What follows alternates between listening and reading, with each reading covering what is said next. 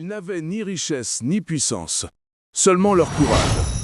En un jour, ils ont renversé un empire. Comment des hommes sans armes peuvent-ils vaincre la machine de guerre la plus redoutable de leur époque? Comment des esclaves, enchaînés depuis des générations, peuvent-ils terrasser les soldats de Napoléon Bonaparte? L'histoire dit que c'est impossible, que les faibles ne battent jamais les forts, que l'ordre établi ne peut être brisé. Mais l'histoire se trompe. Car ce jour-là, un jour ordinaire qui allait devenir extraordinaire, quelque chose d'inimaginable s'est produit. Des hommes qu'on traitait comme du bétail ont levé la tête. Des victimes ont pris les armes. Et face à l'une des plus grandes armées du monde, ils ont refusé de plier. Ce que vous allez découvrir n'est pas une légende, c'est la vérité. Une vérité si incroyable que pendant des décennies, on a tenté de l'effacer des livres d'histoire. Mais la vérité ne meurt jamais. Bienvenue dans le récit de la bataille qui a prouvé que rien n'est impossible quand on est prêt à tout sacrifier pour la liberté.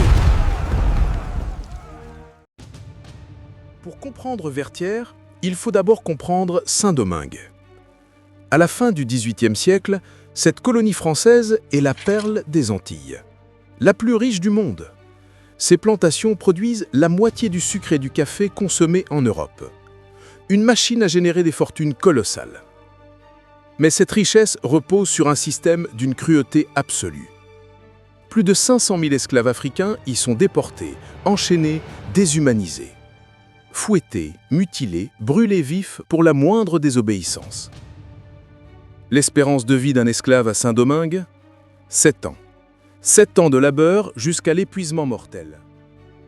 Les planteurs français vivent dans un luxe inouï, tandis que dans les champs de canne, les corps s'épuisent et tombent comme des mouches. Mais en août 1791, tout bascule. Dans la nuit du 14 août, à Bois-Caïman, les esclaves se réunissent en secret. Duty Boukman, prêtre vaudou et chef rebelle, lance l'appel à la révolte. Jetez le portrait du dieu des Blancs qui nous fait pleurer, écoutez en nous la voix de la liberté. Une semaine plus tard, le nord de Saint-Domingue est en flammes. Des centaines de plantations brûlent. La plus grande révolte d'esclaves de l'histoire vient de commencer. Et elle ne s'arrêtera pas. Les héros de la Révolution. Parmi les insurgés émergent des figures exceptionnelles. Le premier, Toussaint Louverture, ancien esclave affranchi, homme cultivé, stratège militaire de génie. En quelques années, il transforme une révolte chaotique en une armée disciplinée. Il négocie avec les Espagnols, puis avec les Français, puis les combats.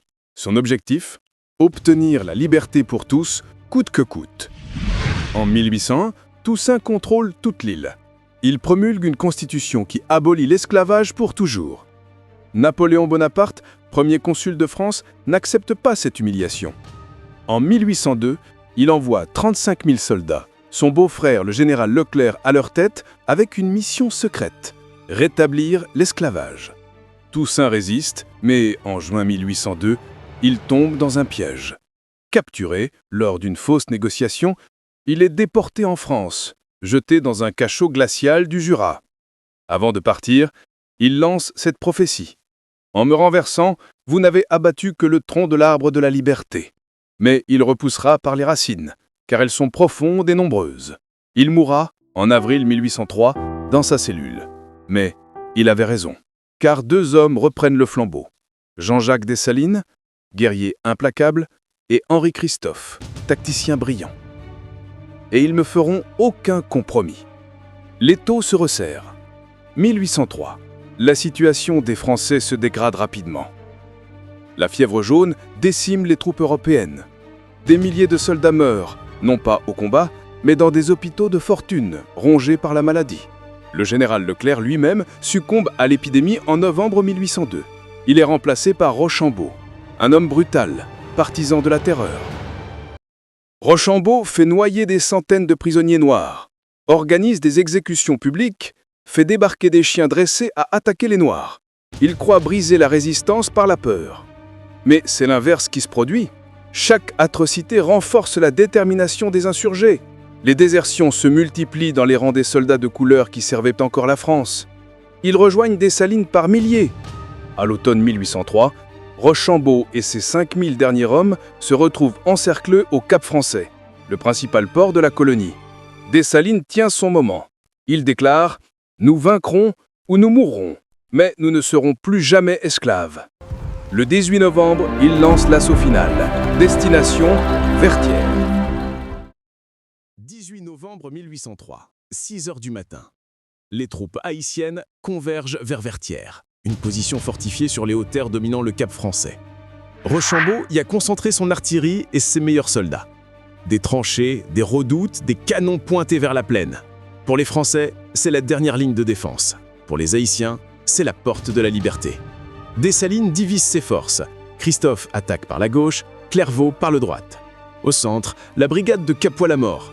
François Capois, dit Capois-la-Mort, un homme de légende, ancien esclave devenu général, réputé invincible. On dit qu'il a survécu à tant de batailles que la mort elle-même ne veut plus de lui. À 10 heures, sous une pluie battante, Capois ordonne l'assaut. Ses hommes s'élancent à travers la plaine boueuse. Les canons français ouvrent le feu. Les boulets labourent le sol, fauchent les premières lignes. Les soldats tombent, mais d'autres avancent. Capois est en tête, sabre levé, sur son cheval noir. Autour de lui, c'est l'enfer. La mitraille siffle, les cris des blessés se mêlent aux ordres hurlés. Soudain, un boulet frappe son cheval. L'animal s'effondre, Capois roule dans la boue. Les Français croient qu'il est mort. Mais il se relève, secoue son uniforme déchiré, ramasse son sabre. Et il crie « En avant! En avant !» Il reprend la charge, à pied, seul, devant ses troupes. Un second boulet emporte son chapeau. Il ne s'arrête pas. Un troisième boulet projette de la terre à ses pieds. Il ne ralentit pas. Les soldats français médusés cessent de tirer. Même Rochambeau, depuis son poste de commandement, ordonne « Faites cesser le feu. Un tel courage mérite le respect. » Un officier français agite un mouchoir blanc, écrit vers les lignes haïtiennes « L'armée française salue la bravoure de Capois-la-Mort. » Mais Capois, sourd à l'hommage, hurle à ses hommes « Il nous salue, alors profitons-en. Chargez !» Et la bataille reprend, plus féroce encore. Les assauts se succèdent pendant des heures. À chaque charge, les Haïtiens gagnent du terrain, mètre par mètre, tranchée par tranchée. Les baïonnettes s'entrechoquent, les corps tombent des deux côtés. Les soldats français, épuisés, affamés, malades, commencent à flancher. Ils savent qu'ils n'ont aucun renfort à espérer, aucune retraite possible. Henri Christophe, sur le flanc gauche, perce enfin les défenses. Ses troupes submergent une redoute, puis une autre. Les canons français se taisent un à un. À 16 heures, Rochambeau comprend que tout est perdu. Il ordonne le repli vers le Cap Français. Mais c'est une débâcle. Les soldats français fuient sous le feu haïtien, abandonnant leurs armes, leurs blessés. Au coucher du soleil, Vertières est tombée.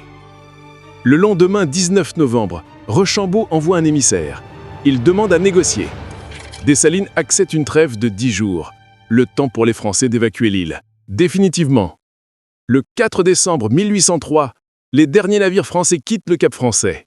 Saint-Domingue est libre. Le 1er janvier 1804, à Gonaïves, Jean-Jacques Dessalines monte sur une estrade. Devant une foule immense, il proclame l'indépendance. Saint-Domingue n'existe plus. Un nouveau pays est né, Haïti. Le nom que les premiers habitants, les Taïnos, donnaient à l'île, terre de montagne.